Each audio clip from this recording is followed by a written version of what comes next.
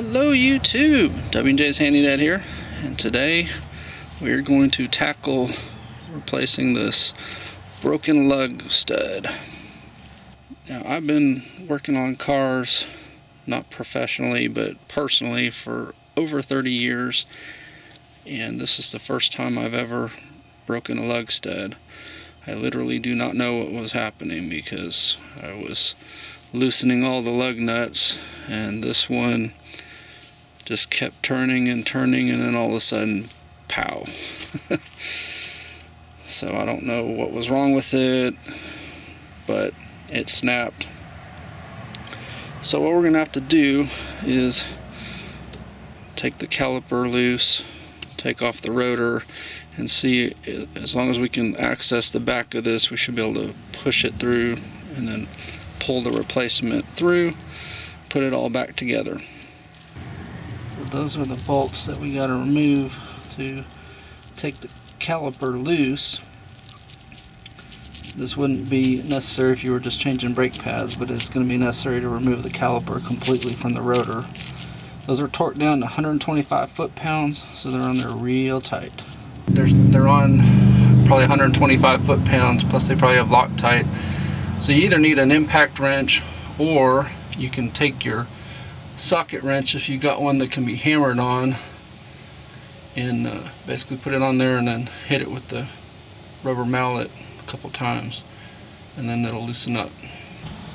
So that's the kind of wrench I'm talking about, where it's solid metal, and then just hammer on it until it turns the bolt a couple times. So once you remove the bolts from the back, the whole thing will come off as one unit, brake pads and all. So you don't have to remove the caliper, meaning the center part of the caliper, separately. However, you do need to make sure this doesn't hang by the brake line.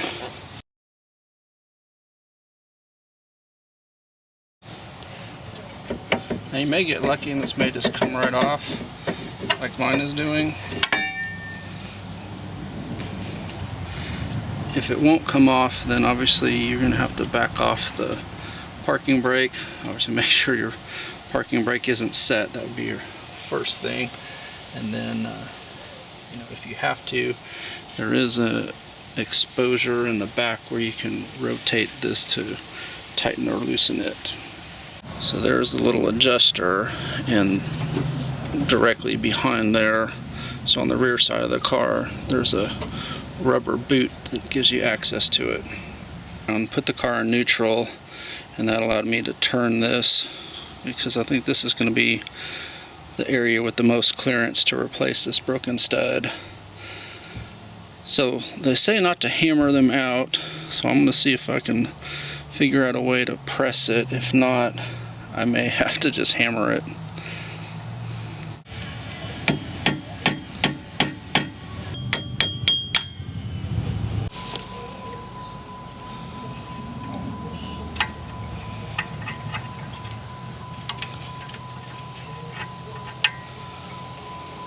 Here's the damaged one.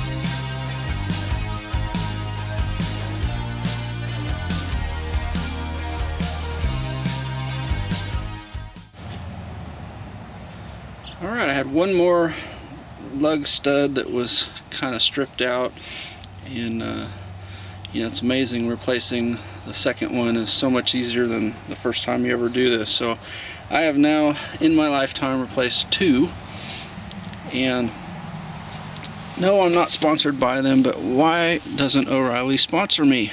Because I always go to O'Reilly's and pick up stuff for these projects. Anyway, this tool was worth every penny. So you see, it's basically a big thick washer that has a bearing in it so it spins, And what you do, you put your lug nut on and then use your hand wrench, or I cheated and used an impact wrench because I just didn't have the patience to sit out here in 30 degrees turning a wrench. But it just pulls the lug stud right in, and I got this one on in less than 5 minutes. You know, the first one took me probably 2 hours to do.